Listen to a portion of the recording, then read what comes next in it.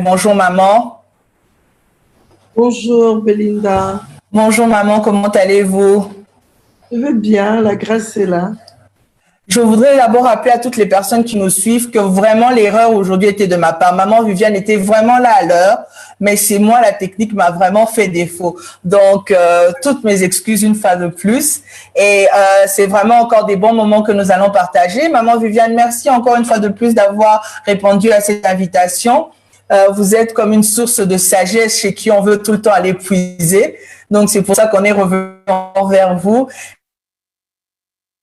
Questions, mais certaines personnes m'en ont envoyé encore d'autres et on voudrait savoir, on voudrait avoir votre sagesse sur certains points de vue. Alors, avant de commencer, pour détendre un peu l'atmosphère, je suis en train de voir, je bénis le Seigneur parce que vous n'êtes pas seul. Vous êtes avec votre fille Eunice. Donc, bonsoir Eunice. Bonsoir. Comment vas-tu? Je vais bien, merci, et vous-même? Ça va très bien, merci aussi. Donc, félicitations, on a quand même vu les photos. Donc, ça dit en passant, je dis quand même félicitations. On a vu les photos dans les réseaux sociaux et on bénit le Seigneur pour vous.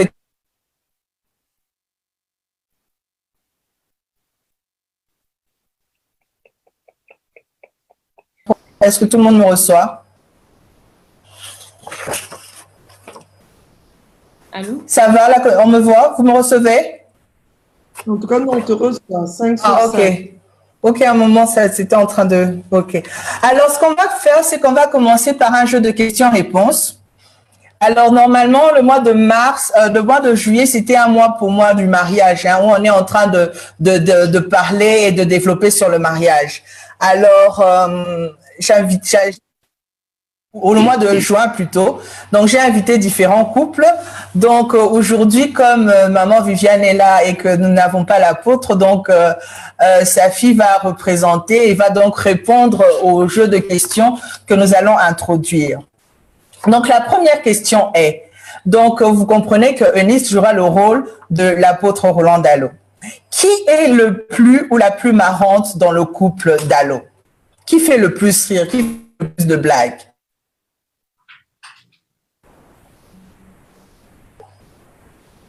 Deux, hein? Oui, les deux. Deux. Ok. Et quand vous faites des courses, qui est la personne la plus patiente ou avec les enfants, qui est la personne la plus patiente?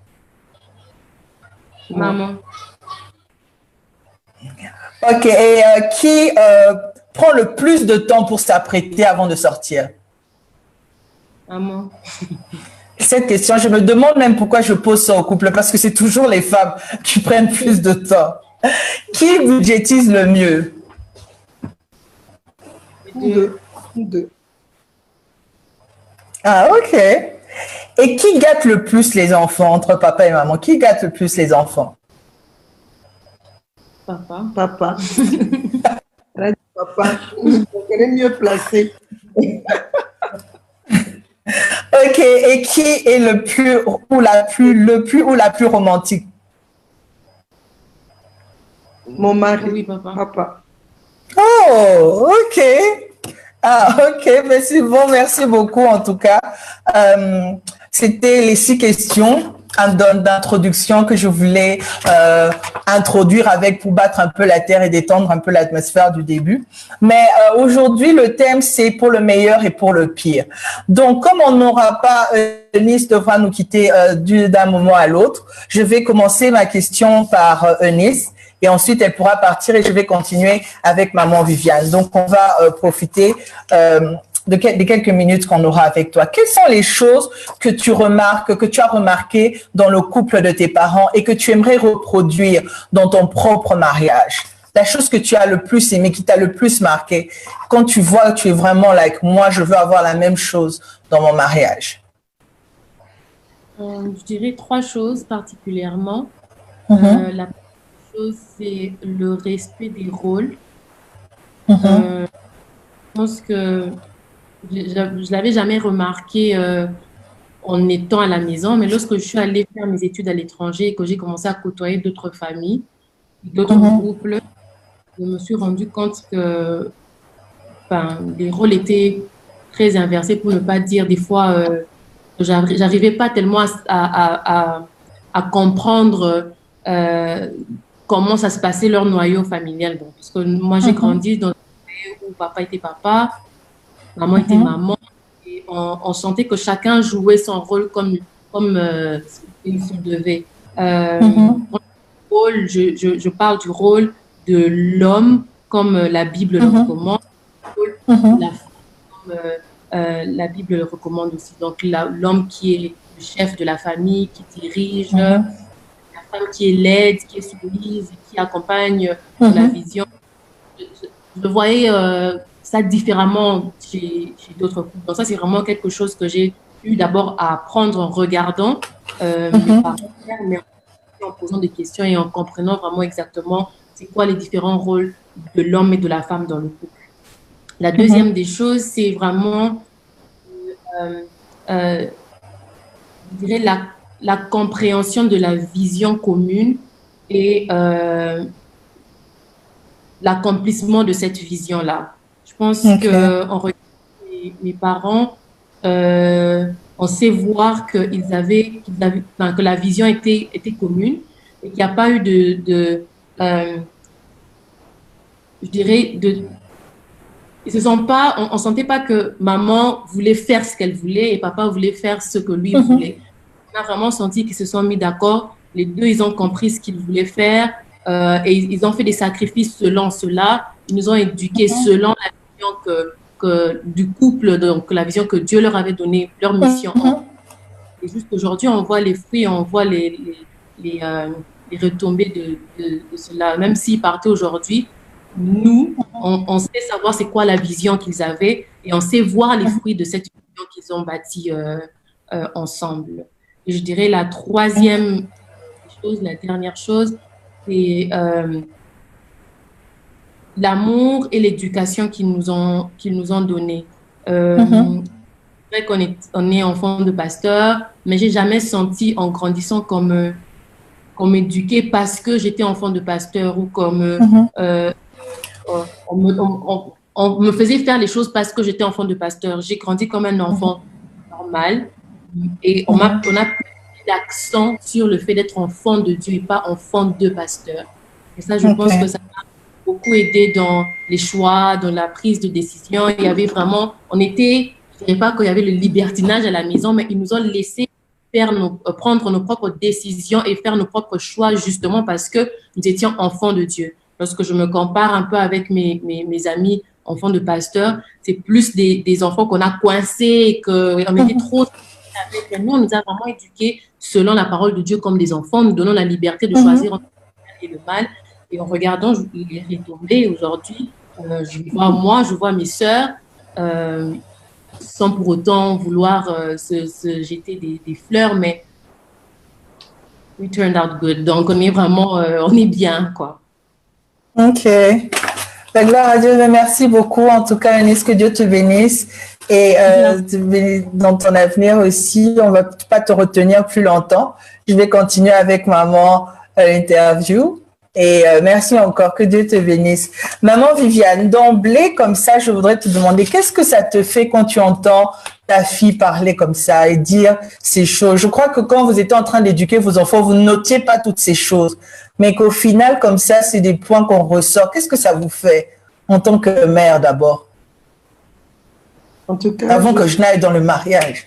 Je suis fière, je suis vraiment touchée et je me dis, ah Seigneur, gloire à ton nom, vraiment gloire à ton nom, parce que le fait qu'elles disent elles nous ont vu travailler ensemble avec une vision et chacun de nous respecter son rôle, ça me touche. Ce sont des choses pour lesquelles j'ai travaillé moi-même, j'ai prêché sur ça, j'ai enseigné sur ça, et qu'elle me dise qu'elle s'exprime comme ça, et que je vois qu'elle a compris ça, je suis fière d'elle, contente, et je bénis le Seigneur. Et c'est vrai qu'en éduquant nos enfants, nous avons eu comme objectif de transmettre d'abord la crainte de Dieu, que chacun de nos enfants puisse être d'abord enfant de Dieu avant d'être enfant de pasteur. Bon, bien qu'à la naissance, ils sont enfant de pasteur, mais enfant d'un couple pastoral. Mais c'est que notre désir, c'était qu'il soit plus enfant de Dieu. Et je bénis Dieu de voir vraiment qu'elle a eu à comprendre ça. Je peux dire au moins pour ça, mission accomplie. Ah, gloire à Dieu, mission accomplie. Ça fait plaisir à entendre aussi. Alors maman, revenons maintenant dans notre thème qui est pour le meilleur et pour le pire. Quels sont les moments, les meilleurs moments, les moments forts de votre mariage? Et jusque-là, bien sûr. Et pourquoi vous appelez ça des moments forts pour vous? Ok, merci pour cette question. Donc, j'essaie. Il y a plusieurs, il y a eu beaucoup de moments forts. Il y en a eu beaucoup. Je vais essayer d'énumérer quelques. Tu pourras m'arrêter, 3, 4, 5, tu pourras m'arrêter. Les moments forts, par exemple, les naissances de nos 4 filles. De nos 4 filles. Et parmi les naissances de nos 4 filles, la première naissance, la première grossesse a été vraiment l'un des moments forts de notre vie parce que c'était nouveau pour nous et on a trouvé un enfant qui allait être chair de ma chair, chair de la chair de mon mari, nous deux ensemble, porter un enfant dans son sein qui vient de l'homme que j'aime, et pousser cet enfant, le voir vivant, c'était vraiment des moments forts. C'était vraiment des moments forts. Avoir notre première fille dans nos bras comme ça, la porter, la chérir, vraiment ça venait de cet amour, de notre union. Ça a été pour nous des moments forts et pour chacune de nos filles. Rowan qui est venue après 2 ans parce qu'entre Rowan et Eunice, il y a eu cette fausse couche. Et le jour où j'étais conçue de Rowan, j'ai su ce jour-là que j'avais conçu. Et mon mari et moi, nous nous sommes dit, tiens, puisque nous avons conçu, j'ai dit, Roland, je sais que j'ai conçu. Ça traînait un peu après la fausse couche, mais finalement, le jour où j'ai conçu, j'ai dit, Roland, je sens que j'ai conçu. Mes 4 grossesses, c'est la seule grossesse où j'ai vraiment senti que j'avais conçu. Senti. Comme dit, en tout cas, nous allons faire un mélange de nos 2 prénoms. On a pris les premières syllabes, une syllabe, la première syllabe du nom de mon mari et la deuxième syllabe. Et là, une ou un, c'est féminin ou masculin. Bon, toi, tu es... Une syllabe. Ah. Non. On dit une syllabe, oui. La deuxième syllabe. Raison. Donc, Anne et Ro de Roland, et on l'a appelé Ro. Donc, les 4, la 3e naissance aussi, c'était une grossesse. On ne s'attendait pas, mais comme notre fille est arrivée, c'était dur parce qu'on est passé par des moments assez difficiles durant le début de cette grossesse. Mais au final, quand on a eu cet enfant, l'accouchement, on l'a appelé gloire, la gloire de Dieu, parce que c'était aussi des moments forts. 4e grossesse, on dit d'abord que c'était un garçon, je n'ai pas fait d'échographie. Je me disais, j'aurais mon Roland Junior, mais mon mari disait, moi, je n'ai pas besoin de garçon, moi, je veux avoir 4 filles. Et moi, en même temps, je me disais, cette fois-ci, c'est un garçon parce que la grossesse, elle était tout à fait différente. En tout cas, des autres grossesses. Là, cet enfant aussi, ma dernière fille, elle est assez spéciale. Alors, quand je l'ai eue, c'était une fille, c'était aussi des moments forts. Donc, les 4 grossesses. Je me souviens aussi de nos 20 ans de renouvellement de vœux. Quand on a renouvelé nos vœux, après 20 ans, j'étais fort touchée par la manière dont mon mari, il a témoigné de son amour pour moi, la manière dont il me regardait, c'est lui qui a proposé à 20 ans de mariage. J'étais pas au pays. Il m'a appelé, Viviane, bientôt c'est le mois d'octobre, on aura 20 ans de mariage. J'aimerais vraiment que ça soit spécial, qu'on renouvelle. Il a fait des propositions, qu'il y ait renouvellement de vœux, que vraiment, qu'on va commencer une autre décennie de notre vie de couple. Alors, s'il te plaît, j'étais d'accord. Il m'a dit, voilà, je vais travailler dur, je t'envoie autant d'argent, fais-toi plaisir, achète-toi. Donc, c'était vraiment, pour moi, c'était très fort. Et quand je suis rentrée, la manière dont il m'a accueilli, la manière dont on a organisé les choses, la manière dont il me regardait, non, même là, maintenant, je revois encore son regard pendant le renouvellement de vœux, la cérémonie. Donc, vraiment, c'était des moments forts pour moi. nos renouvellements de mariage. Et je me souviens aussi de notre premier voyage ensemble à l'étranger. C'est vrai que il est parti quelques fois avant moi. Je suis partie sans lui, mais la première fois que nous sommes allés ensemble, le premier voyage, c'était intense. Mais c'est surtout le deuxième voyage où mon mari, il m'a gâté d'une manière au point que je lui ai déposé la question. Roland, dis-moi, j'espère que tu ne vas pas mourir, hein? Parce que il pouvait gagner tout ce qu'il pouvait avoir. Il venait il disait, Viviane, ça c'est pour toi, c'est ce que tu veux. Il me sortait, alors c'était intense. Et je commençais un peu à avoir peur. Je me priais, je dis, Seigneur, au revoir. Seigneur, je veux vieillir avec mon mari, vigoureuse en bonne. Un des moments forts aussi, c'est quand nous sommes rentrés des études. Nous sommes allés étudier à Nairobi, au Kenya. Donc, nous avons fait la théologie là-bas. Et quand nous sommes rentrés, c'était le premier dimanche où mon mari a eu à prêcher. C'était vraiment des moments forts. Je revois encore, comment il a prêché. Donc, c'était très fort. Et les moments forts aussi qui sont dans notre mariage, c'est chaque fois qu'on se retrouve après une séparation. J'aime mon mari quand il me retrouve. Quand il est parti, il revient. Ou je suis partie, je reviens. Ou on se rencontre quelque part. Des moments forts.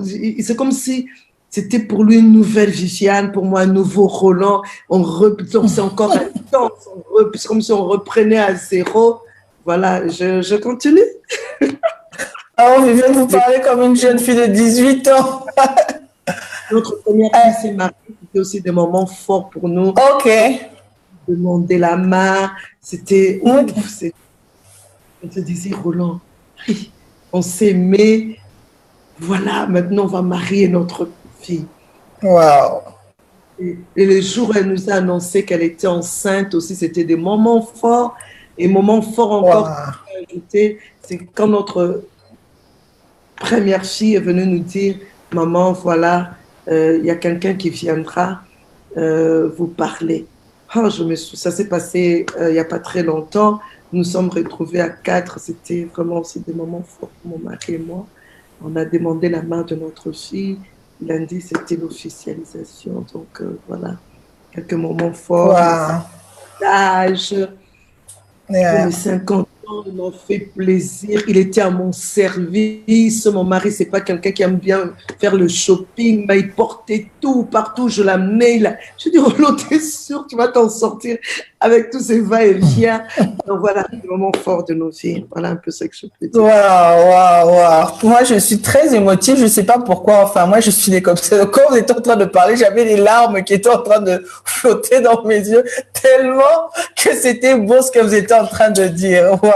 Vous parlez de l'amour comme une jeune fille de 18 ans. Notre première fille, quand elle a terminé sa première année à l'école américaine, donc c'était vraiment des moments forts parce que mon mari, il s'est souvenu de beaucoup de choses quand il était tout jeune. Ses parents n'avaient pas de moyens. Demander des beignets et un jour il est venu avec sa bassine de beignets devant l'école américaine. La sentinelle de cette école l'a chassé, lui a dit allez va-t'en, qu'est-ce que tu viens vendre des beignets aussi loin que peuvent aller tes pensées, aussi loin que peuvent aller tes rêves, tu n'es jamais dans une école comme celle-ci. Alors ce jour-là, la collation de notre fille à l'école américaine. Donc, vraiment, c'était beaucoup d'émotions.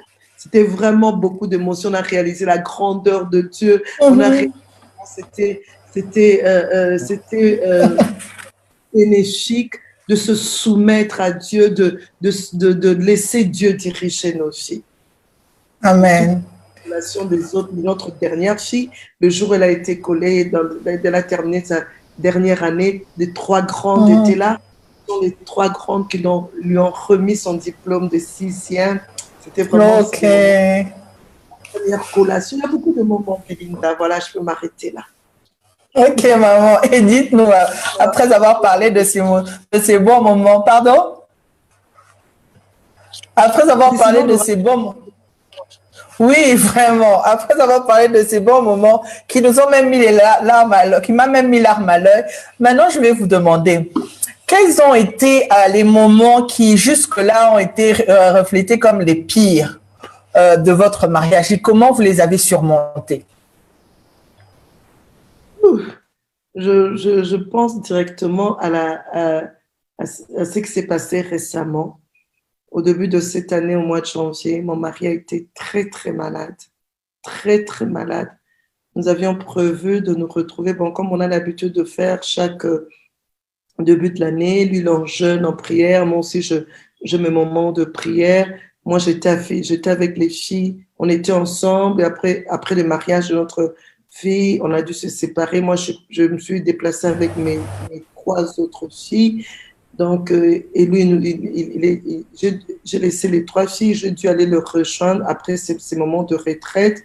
Il fallait qu'on se retrouve, qu'on puisse avoir du temps ensemble pour se refaire, se ressourcer ensemble et tout, et commencer l'année avec beaucoup d'énergie. Alors, il est tombé très, très malade. C'était, je peux dire, en 28 ans de mariage, c'est la deuxième fois qu'il tombe très malade, mais cette deuxième fois était pire que la première fois. Il était vraiment très malade, il délirait même. Et même un jour, c'est arrivé où il s'agitait dans tous les sens, il se jetait. J'ai senti que si je paniquais, j'allais laisser une porte ouverte au diable. Alors je me suis dit, non, Dieu, je fais la vaisselle parce qu'on était quelque part, rien que nous deux. J'ai commencé à faire la glorifiant Dieu pendant que je le sentais derrière mon dos. Et il était assis sur le canapé là au salon, en train de se jeter de ses mains. Je louais Dieu, je dis Seigneur, rien de mal n'arrivera. Et à un moment donné, je l'ai seulement entendu dire oh Seigneur, merci. C'est comme si il venait de loin, il revenait. Donc, il à la vie. Alors je suis venue, je me dis qu'est-ce qui s'est passé. Après avoir fait plusieurs jours avec des fortes fièvres, il m'a dit non, ça va mieux, beaucoup mieux. Et c'était la délivrance, on a loué Dieu, il a continué avec les médicaments. Et il a frôlé une forte pneumonie. Ok. Bon, là, c'était des moments pires. Et un autre moment, ça a été vraiment très dur pour nous, parce que quand on voit pire, on voit plus pénible. Alors, c'était quand je me suis fait opérer il y a 3 ans, 3 je me suis fait opérer, on était ensemble, on m'a opéré, ça s'est très bien passé, il est rentré, il a continué avec le travail. Et moi aussi, je suis rentrée après, quelques jours, j'ai fait une crise, une très très forte crise, et on a dû m'amener à l'hôpital, mon mari n'était pas là, on n'arrivait pas à savoir pas, mais la situation ne faisait que s'empirer et on ne voulait rien dire. Là où il était, il s'est très très mal senti, il ne comprenait pas pourquoi on ne voulait pas me passer, on ne voulait pas lui passer Viviane au téléphone. Alors il a pris la décision de rentrer à mon insu et à l'insu de plusieurs. Il n'y avait qu'une seule personne ici à Kinshasa qui était au courant que mon mari revenait. Et il m'a rejoint là où j'étais sortie de l'hôpital, mon beau-frère et ma soeur m'ont récupéré, tellement c'était grave, ils se sont dit non, vaut mieux qu'on puisse t'avoir à l'œil, vraiment, reste avec nous. Et je me rappelle ce soir-là, alors que tout était vraiment sombre et tout, je vois la personne qui était au courant de l'arrivée de mon mari entrer, je lui dis tiens, pourquoi tu viens me rendre visite si tard, c'est tard. Et la personne va réagir non maman, je pense tellement à toi que je suis encore venue te rendre visite, c'est pas grave. Et juste je bouge la tête, qui je vois entrer mon mari. à la fois, c'était des moments durs et puis en plus aussi, c'était des moments forts. Parce que quand il est entré, j'ai crié, il a crié, il m'a pris dans ses bras, il a prié, il m'a dit, en tout cas, je suis venu m'occuper de ma femme. Le même soir, il a insisté, il m'a prise, il a dit, restez avec les enfants, on est rentré chez nous, il a fermé toutes les portes, donc on sortait, on a fait toute une semaine, on n'a pas vu l'extérieur. Mon mari s'occupait de moi, prenait soin. Donc vraiment, il a fait le médecin, l'infirmier, jusqu'à ce que je me suis bien sentie. Maman Viviane, même vos pires sont comme les meilleurs, hein? Vos pires ressemblent à des meilleurs. Oui, c'était très dur. Très dur. Ok, mais voilà. Première chose, alors, il y a un jour où j'ai eu l'impression que tout s'écroulait. Mon mari, le jour où il voyageait pour aller travailler, comme missionnaire,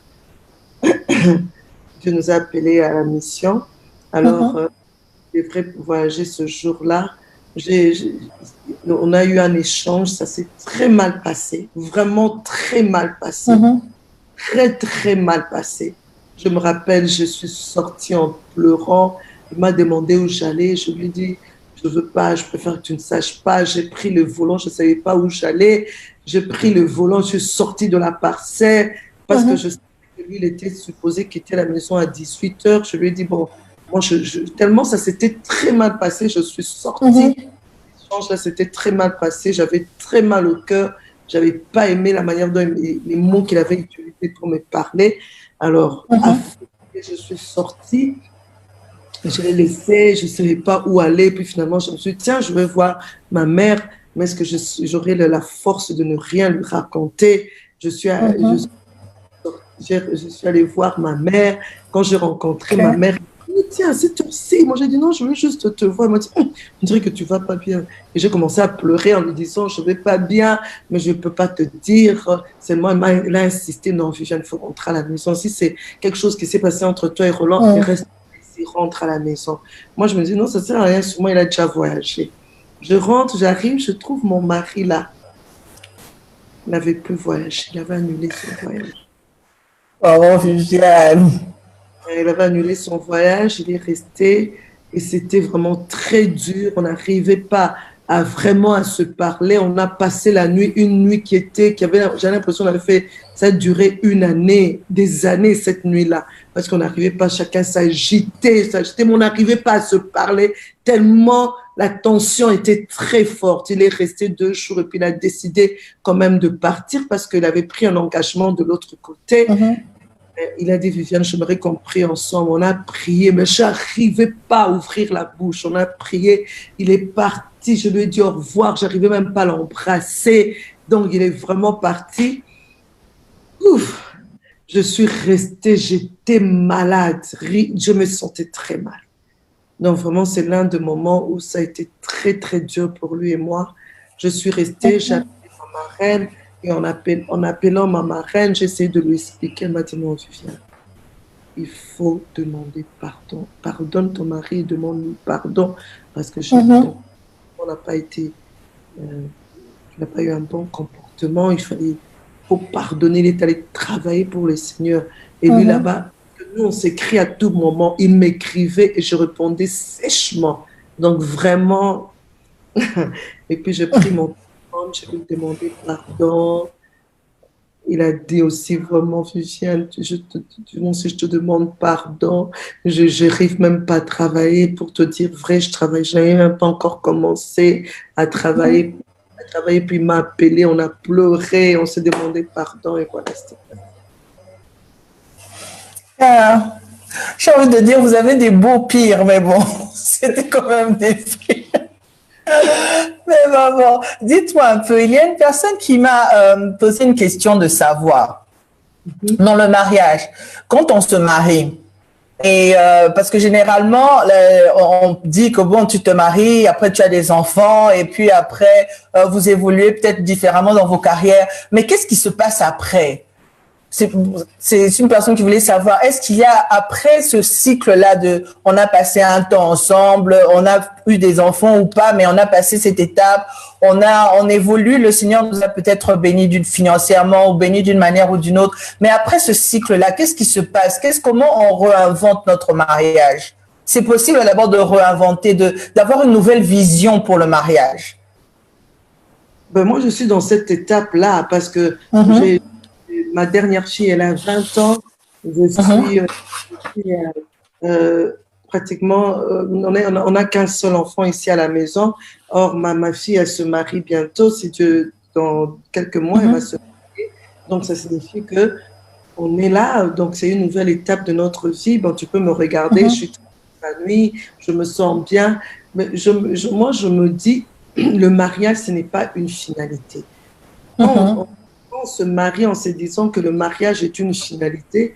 Oui, on peut arriver à cette après avoir mis au monde, et puis maintenant, après, qu'est-ce qui se passe? Les enfants ont grandi, maintenant, qu'est-ce qui se passe? Non, je ne vis pas pour le mariage, moi, je vis pour le Seigneur. Je vis pour le Seigneur. Donc, il y a toute une procédure, il y a toute une... Et je suis en train d'accomplir la mission de Dieu ici sur terre. Cette mission, je l'accomplis aux côtés de mon mari, Roland Dallot. Et Dieu nous a mis ensemble pour lui. Donc, les enfants que nous avons eus, c'était pour Dieu. La vie que nous vivons, c'est pour Dieu. Or, la vie ne s'arrête pas quand les enfants grandissent. Non, il y a tellement de choses dans la vie. Mais comme on dit, à chaque chose suffit sa peine. Donc, chaque étape de la vie, Dieu conduit et c'est toujours une nouveauté. Par exemple, pour le moment, si elle demande, mes enfants étaient à l'école maternelle et puis c'était l'étape de l'école primaire, l'étape des humanités. Et puis après, c'était l'étape de l'université.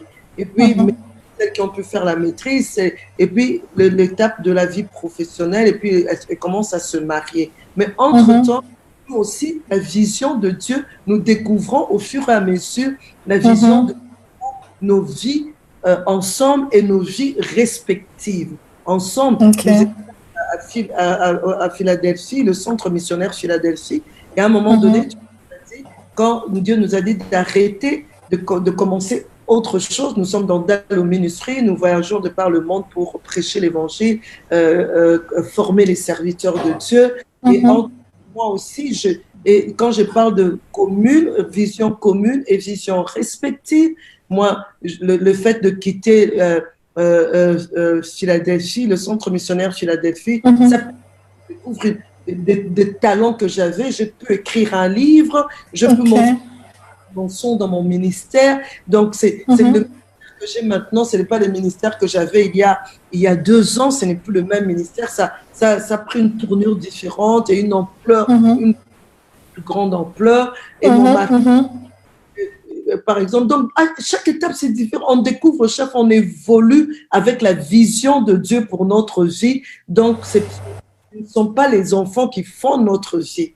C'est vrai que les changements des étapes de la vie, des fois ça fait mal, des fois ça pousse à se poser beaucoup de questions, mais notre vie, elle n'est pas dirigée par nous, elle est dirigée par Dieu. Saint-Esprit nous conduit dans toute la vérité. Jésus-Christ est le chemin, la vérité et la vie. Donc, il suffit juste de rentrer au pied du Maître pour lui demander. Moi, je me rappelle quand nous avons laissé l'Église, j'avais dit oui, parce que j'avais la conviction qu'on était dans la volonté de Dieu, mais qu'est-ce qui allait réellement se passer? Je ne savais pas. Maître, ça n'a pas été facile, le temps de se réadapter, de découvrir what's next, tu vois, de découvrir dans le détail qu'est-ce qui allait se passer. Tout ça, c'est la vie, quoi. Ça se passe, ce sont les jours qui passent, ce sont les heures qui passent, les minutes qui passent, ce sont les secondes qui passent. Et on évolue, voilà. Donc, il n'y a pas d'ennui, parce qu'au fait, je ne regarde pas ma vie par rapport au mariage, il faut qu'on regarde sa vie par rapport au plan de Dieu pour toi. Ok, regardez sa vie par rapport au plan de Dieu. Et ça, c'est très important. Et ici, j'ai une autre personne qui m'a envoyé une question qui disait « Comment avancer avec l'infidélité dans le couple ?» Ah, j'aurais voulu que cette Comment? personne suive l'enseignement que j'ai apporté hier. Ok. Je m'excuse. Donc, Ça c'est va, maman. Mhm. je prends un peu d'eau. Excusez-moi. Non, ça va. Donc, je suis en train de dire, j'aurais voulu que cette personne puisse suivre les enseignements que j'ai donnés Donner hier. hier. Que faire face à l'infidélité de l'homme. C'est sur YouTube pour les personnes qui veulent. Ok. Pour ça, que faire face à l'infidélité de l'homme. J'ai même aussi enseigné sur ça dans certaines églises. Et je répondrai à cette question en disant, non, je préfère que tu reposes la question et que je sois sûre que j'ai bien compris. Donc, comment avancer après l'infidélité dans un couple? Ici, alors, on va prendre les deux angles. Tu avais dit comment avancer avec l'infidélité dans un couple. En fait, c'est Oui. comment avancer après l'infidélité. Après l'infidélité dans un couple, oui. Ça peut venir de l'homme ou de la femme, par exemple. Bien sûr. C'est ça, d'où vient de la conjointe ou du conjoint. Quand il y a eu un infidélité, je suppose que les problèmes d'infidélité a été réglés selon les méthodes de Dieu.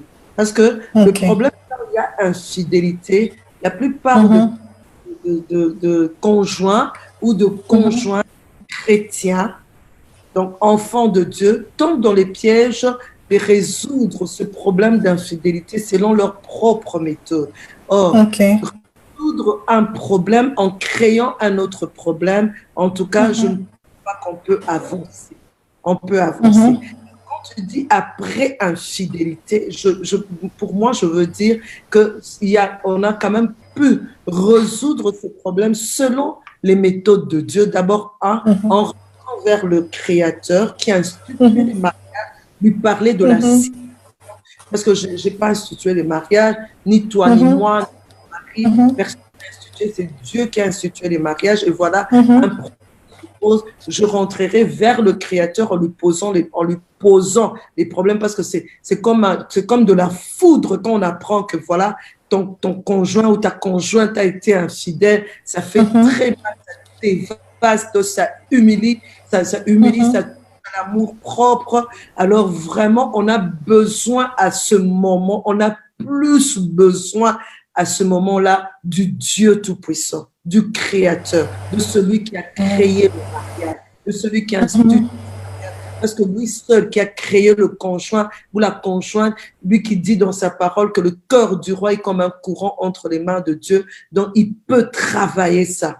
Donc, on va rentrer vers le Créateur, demander pardon, vraiment demander à Dieu, Seigneur, rends-moi capable de pardonner, et intercéder pour le conjoint ou la conjointe qui est dans cet état, cette situation d'infidélité, parce que nous sommes promptes. Si aujourd'hui, Belinda vient me dire, voilà, maman Viviane, mon mari est tombé dans l'infidélité, ou combien je veux compatir. Oh Seigneur, c'est vrai. Non, nous devons prier pour lui. Nous devons. Mais quand c'est ton propre mari qui tombe dans l'infidélité, ou c'est ta propre femme qui tombe, le cœur à intercéder n'est pas là. Je comprends, parce qu'il y a le cœur. C'est pourquoi on a besoin de les gens, les personnes crédibles, les personnes aussi qui craignent Dieu, qui ont de l'expérience dans la pour nous soutenir durant ce moment, intercéder pour cette personne-là. L'après-infidélité, c'est toute une procédure. Dieu est en train de guérir le cœur, le Saint-Esprit est en train de travailler dans le cœur. La victime, Dieu s'en occupe en l'aidant à pardonner, en l'aidant à essuyer ses larmes. Le Saint-Esprit est en train de cœur, de renouveler l'amour dans le cœur par rapport au conjoint ou à la conjointe, donc le Saint-Esprit est en train de travailler, donc c'est toute une procédure, donc le temps qu'on a à faire, et de l'autre côté, la personne qui a été infidèle aussi, la repentance, le temps de laisser le Saint-Esprit travailler, de faire ses preuves, parce que la personne fautive doit faire ses preuves, l'autre, poser des actes pour mettre encore l'autre en confiance. Donc, c'est Il y a un travail qui se fait après l'infidélité. Et plus de couple être restauré. C'est vrai que ça ne part pas du coup totalement, mais j'ai des témoignages de couples où vraiment on a tourné la page, Dieu a restauré. Le conjoint ou la conjointe s'est repenti et ils sont répartis sur de nouvelles bases. Et la gloire de la deuxième maison, elle est meilleure que la gloire de la première. De la première maison. Amen. Amen. Et dans ce processus, est-ce que c'est conseillé de faire une séparation de corps? Est-ce que ça aide dans le processus d'arranger plus tard? Est-ce que c'est bien de proposer à des gens ou d'encourager les personnes dans la séparation de corps? On est dans la même maison, quand on sort, les gens voient qu'on sourit, mais au fond, à l'intérieur, chacun fait chambre à part. Bon, quand le couple est en train d'être aidé par un autre couple, un couple qui a la grâce d'aider les gens dans ce sens-là, ça peut arriver que le conjoint ou la conjointe affecté tellement par l'infidélité de son conjoint ou de sa conjointe n'a pas supporter l'autre. On conseille pour un début, pour quelques jours, non, on demande à la personne fautive de laisser d'abord l'autre peut se retrouver seule. Mais suivi, pas abandonner seule à elle-même. La personne a trouvé quand même seule. On permet. Quand la personne demande, ça arrive qu'on puisse permettre, évidemment, on étudie bien les cas parce que tous les cas ne se ressemblent pas. C'est pourquoi moi, je parle toujours avec beaucoup de prudence. Je sais que je dis, ce n'est pas une généralité. Ce n'est pas pour chaque cas qu'on va utiliser la même méthode parce que ça dépend. Ça dépend des situations. Ça peut arriver, mais ce n'est pas toujours le cas où on peut permettre qu'il y ait quand même chacun un peu plus. On demande au mari, non, passe quand même la nuit au salon, laisse-la un peu dormir seule, parce qu'elle est tellement sur l'effet de l'émotion, elle est tellement alors qu'elle reste un peu là, qu'elle refait que le Saint-Esprit. Alors on appelle à tout moment, on visite à tout moment, et le temps, et j'ai vu aussi après la victime dire, voilà, donc tu peux revenir dans la chambre, tu peux, donc en fait, séparation comme solution, non. Séparation comme procédure, oui. Wow, séparation comme procédure. Ça, c'est important. Et c'est important aussi de noter qu'il faut qu'il y ait un couple sage et mature qui vous accompagne dans ce processus. Très important parce que l'effet de l'émotion, ça peut arriver qu'on fasse n'importe quoi. Or, on ne peut pas résoudre un problème en créant un problème. On résout le problème. La solution doit résoudre le problème. La solution ne doit pas encore apporter un autre problème parce qu'on ira de problème en problème. Donc, c'est là il faut être vraiment très sage, très... Amen. Ce que je vais demander, j'espère que toutes les personnes qui sont en train de nous suivre, que vous êtes en train d'aimer et d'apprécier parce que c'est vraiment des gros morceaux qu'on est en train de manger ce soir. Mais une chose encore, vous pouvez partager cette vidéo, ce live, comme ça vous permettez à d'autres personnes aussi de voir, les personnes qui sont connectées à vous, de voir aussi ce qui est en train de se passer, d'entendre ce qui est en train d'être dit. Mais aussi une chose, c'est que vous voyez c'est sur la page d'Anne Aigle, vous pouvez cliquer sur le bouton j'aime. Comme ça, à chaque fois qu'on a des lives comme ça, vous êtes informés, vous savez que on est en train de recevoir. Et je vous promets qu'ici, on recevra toujours la crème de la crème. Et comme vous êtes en train de voir en ce moment, c'est vraiment un top enseignement qu'on est en train de recevoir de la part de Maman Viviane. Maman Viviane, je reviens à vous.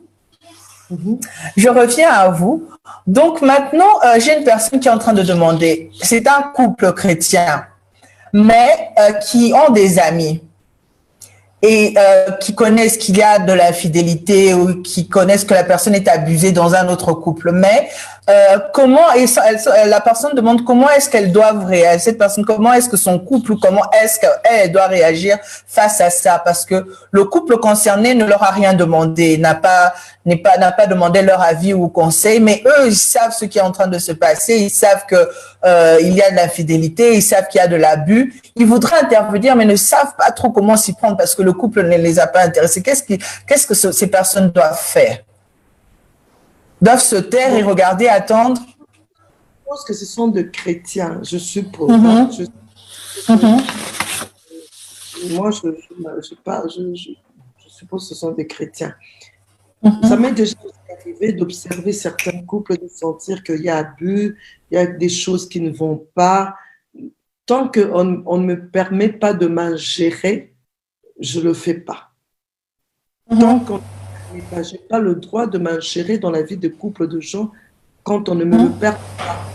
Alors, vraiment, je fais trop confiance au Créateur. Je fais trop confiance. Je prends le fardeau, je porte le fardeau, je peux jeûner pour ça, je peux prendre du temps dans la prière pour ça, j'intercède.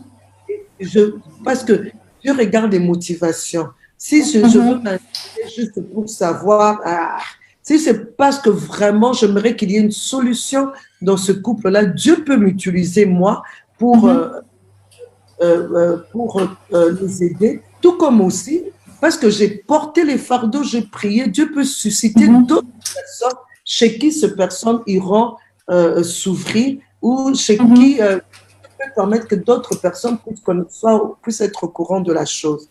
Donc moi, je crois au Dieu Tout-Puissant qui connaît toutes choses et qui sait bien faire les choses. Je vois. Dieu ne me permet pas de voir pour rien. Moi, j'aime bien l'une des prédications de mon mari qui avait comme ma frustration, ma vocation. Puisque ça me frustre, j'en fais ma vocation. Je porte le fardeau, je prie pour ça, j'intercède pour ça. Et à cause de mes prières, puisque j'intercède, Dieu donne des solutions à ces coups sans nécessairement passer par moi.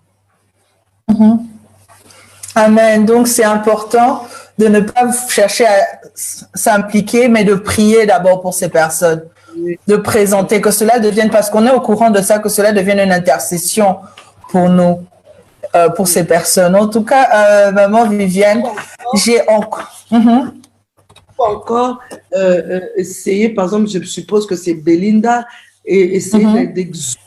Des fois, c'est que je fais, je prépare, Dieu me met à cœur une exhortation, je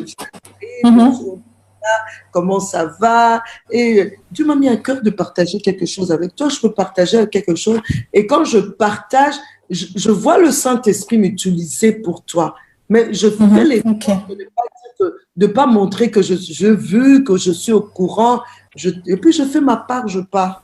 En fait, je m'arrête là où tu de m'arrêter. Belinda peut s'ouvrir au moment où j'exhorte et dire oh, voilà. Mais moi, je veux de gens, je les exhorte. Elles pleurent même dans la prière, mais sans toutefois me dire ce qui se passe dans leur vie de couple. Et je vois ce couple aussi être. Alors, je fais vraiment confiance à Dieu. Je préfère être un instrument entre les mains de Dieu que être un instrument entre mes propres mains. Amen. Amen. On va sortir un peu de l'infidélité maintenant. On va sortir un peu de ce truc. Je voudrais que vous nous disiez un peu, maman Viviane. Vous avez parlé tout à l'heure de l'apôtre Roland, du meilleur et même du pire qui pour moi était vraiment un pire agréable. Mais bon, ça dit en passant.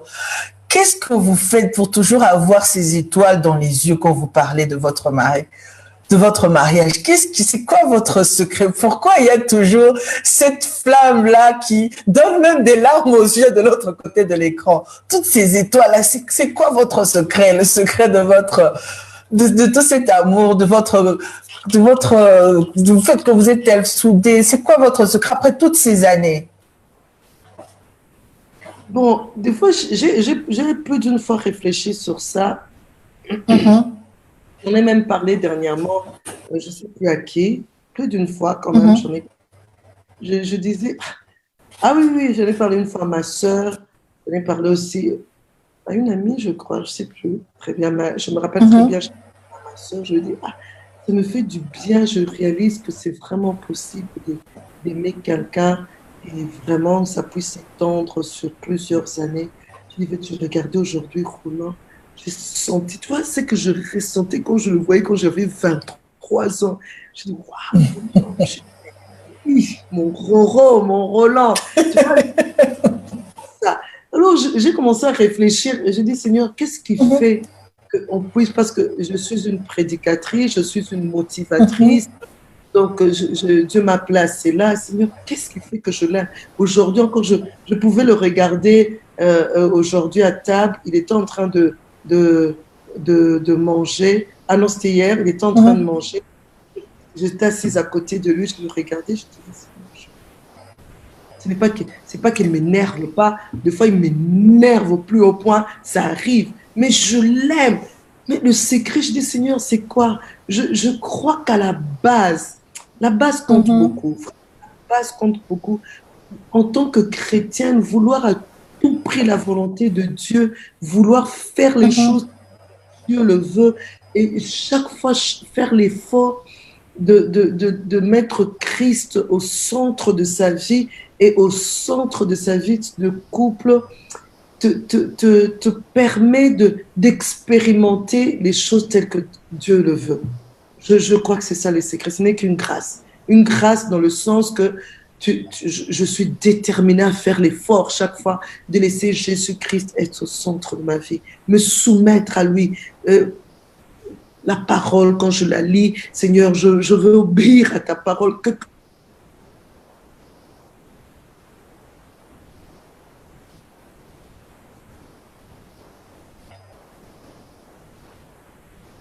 Alors? Vraiment, les pilons, là, je dis avec, je dis, tu ne veux pas comprendre. Hein. Je vais te taper ça sur la tête, comme ça, tu vas comprendre comme un enfant. Tu vas vouloir lui faire du mal. Mais il y a l'Esprit de Dieu qui te dit, non, Viviane, pardonne. Pardonne. Et je me force en tant que chrétien. Je me soumets.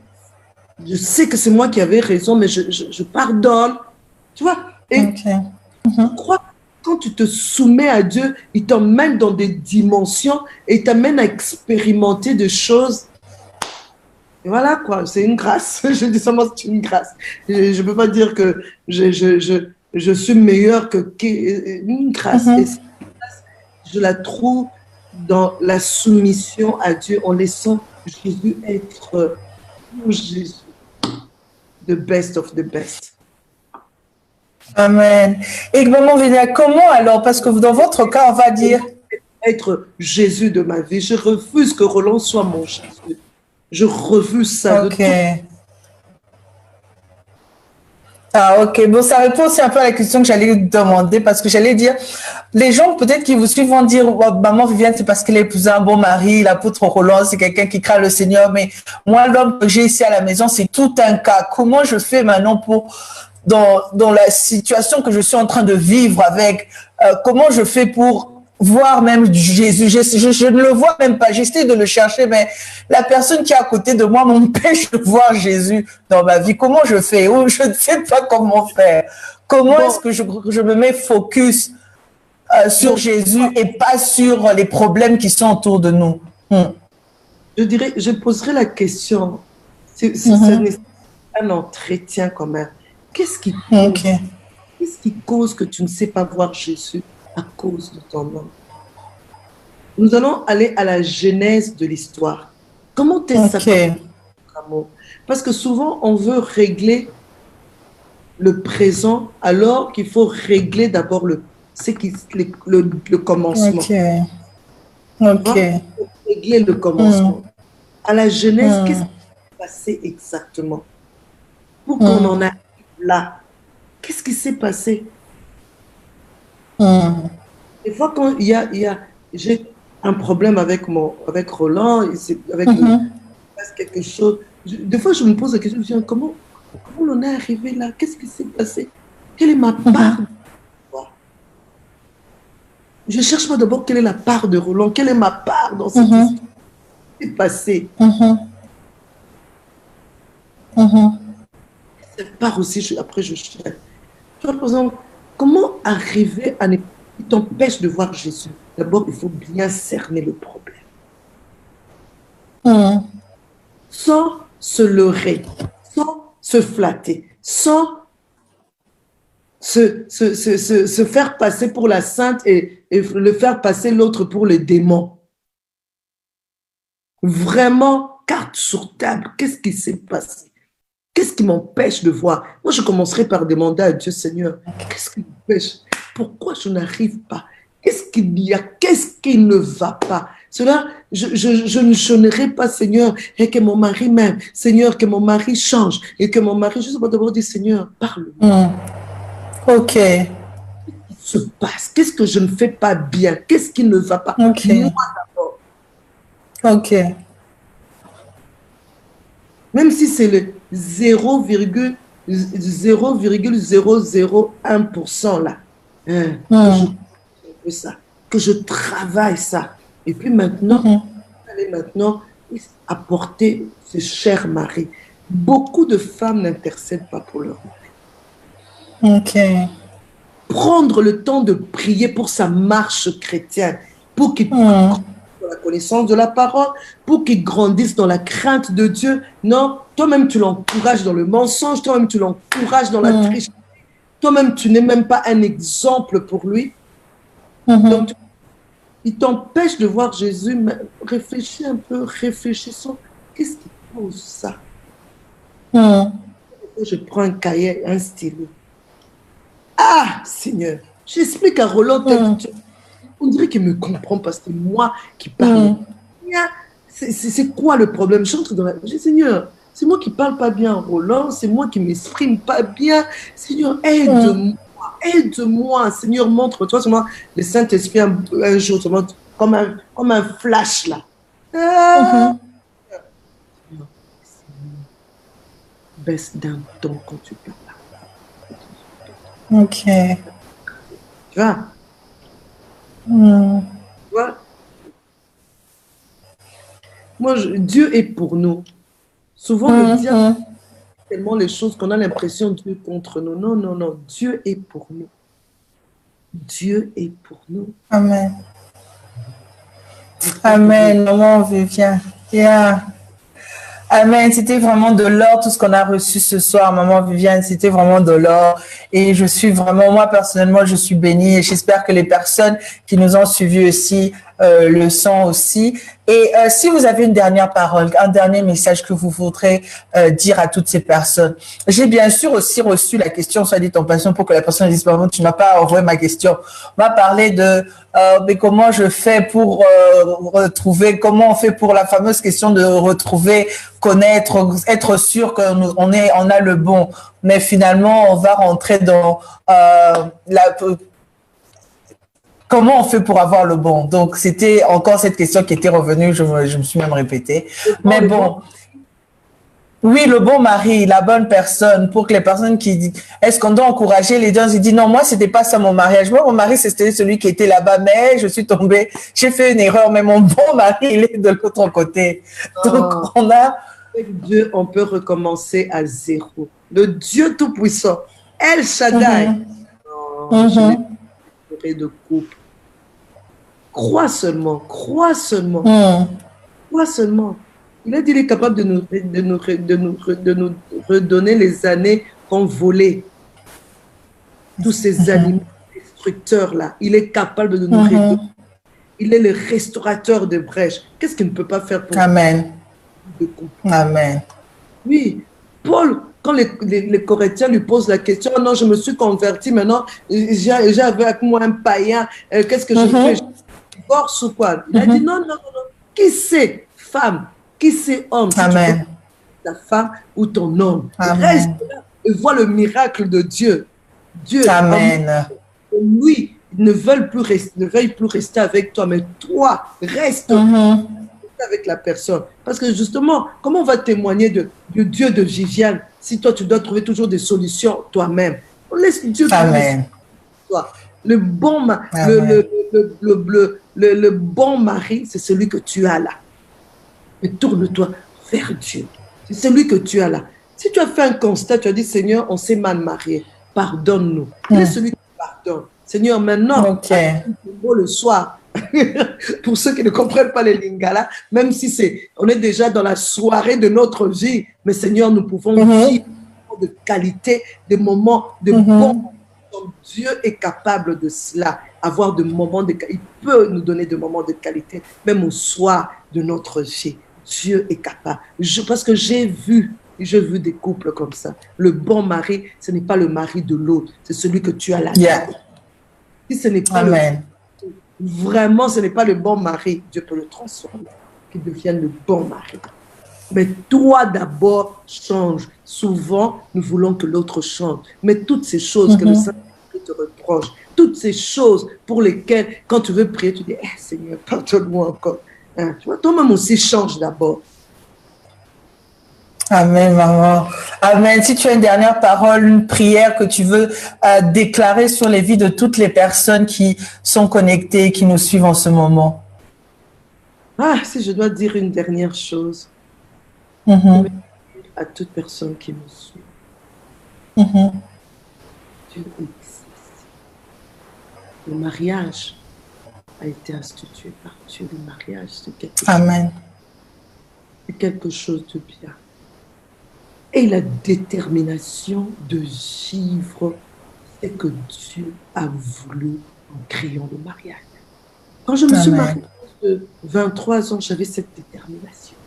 Je voudrais expérimenter quand le Dieu Tout-Puissant, dans sa toute-puissance, avec toute l'intelligence qu'il a, quand il a décidé de créer le mariage, Seigneur, tout ce qu'il avait en tête là, moi je voudrais l'expérimenter. Parce que je crois au Dieu Tout-Puissant. Si tu crois au Dieu Tout-Puissant, je te certifie que tu peux vivre les choses qu'il a prévues pour toi. Amen. Notre Dieu, Amen. de cadeaux empoisonnés. Amen. Dieu ne s'accompagne d'aucun chagrin. Et il dit, Amen. Le malheur atteint souvent les justes, mais il en délivre toujours. Dieu merci. Amen. Il y a le jour à la fin. Les épreuves, j'en connais dans mon couple. Les moments durs, j'en connaîtrai encore. Mais j'ai décidé de m'accrocher au Créateur, au faiseur du mariage. C'est Dieu le faiseur du mariage. Ce ne sont pas tes principes. Ce ne sont pas ce que le siècle présent te présente. Ce n'est pas ce que ta maman ou ton papa te dit en dehors de la parole de Dieu. Reste dans la parole. Crois en Dieu. Le mariage heureux, c'est possible. Et avec mon Dieu, il n'est jamais trop tard. Avec lui, Amen. À zéro. J'aime ces dieux-là. On peut toujours à zéro. Quel que soit le temps, tu viens, tu dis, Seigneur, pardonne-moi, je voudrais que tu nous prennes en charge. Demande-lui de vous prendre en charge. Tu verras. Vous allez recommencer à zéro. Mais un jour il peut vous donner un jour ensemble, vous êtes heureux, et demain, c'est la fin. Amen. Le un jour là est meilleur que le 20 années que nous avons passées avant. Donc, Amen. Je bénis toutes ces personnes qui ont suivi. Je déclare à toute personne qui croit maintenant que les choses ne seront plus pareilles. Les choses ne seront plus pareilles telles que tu le crois. Que Dieu honore toi. Toi qui es en train de croire possible maintenant. Je déclare que plus rien ne sera comme avant dans ta vie, dans ta manière de voir le mariage, dans ta manière de voir le mariage, dans ta manière de vivre le mariage. Plus rien ne sera comme avant. Et cela au nom. Amen. Sois béni. Amen, amen, amen. Merci maman, merci beaucoup. Comme je disais, c'était vraiment de l'or qu'on a reçu et que nous allons garder, porter, chérir de tout notre cœur. Et à toutes les personnes qui sont en train de suivre, moi, ce que je souhaite pour vous, c'est de voir aussi des étoiles dans vos yeux quand vous allez parler de vos mariages. Parce que vous avez suivi, vous êtes connectés à l'onction qui a coulé ce soir du mariage. Vous êtes connectés à l'histoire toutes les histoires que maman Viviane nous a racontées aujourd'hui. je prie que vous aussi, qu'on voie maintenant des étoiles dans vos yeux, quand vous parlerez de vos mariages, au nom puissant de Jésus-Christ. Que Dieu vous bénisse tous et passez une excellente soirée et à très bientôt.